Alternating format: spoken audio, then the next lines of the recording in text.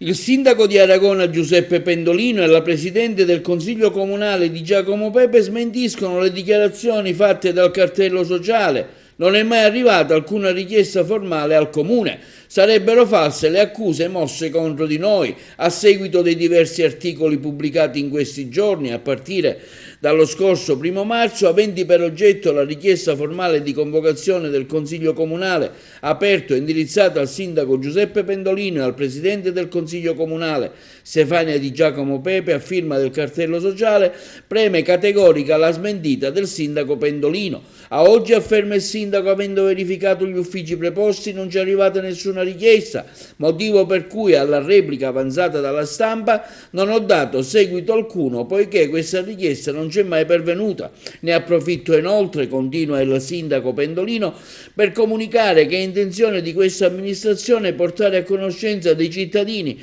la proposta di delibera del Consiglio Comunale inerente alla concessione di una variante urbanistica, delibera a cui sto lavorando la stessa Presidente del Consiglio Stefania Di Giacomo Pepe, la quale interviene duramente sulla vicenda sostenendo che se no finora replicato, dato riscontro alla richiesta del cartello sociale, è stato perché, come anche sostenuto dal sindaco, si è chiamati a replicare su qualcosa che realmente è accaduto e quindi su una richiesta formale che alla data odierna non c'è mai pervenuta. La Presidente del Consiglio Comunale di Aragona continua nel suo comunicato affermando: in questi mesi si è lavorato tanto a questa proposta di delibera congiuntamente a tutte le commissioni consiliari in modo tale da avere le informazioni necessarie e un quadro completo trattandosi di un tema delicato riguardante appunto i rifiuti. Il Consiglio oltretutto non voterà sulla costruzione dell'impianto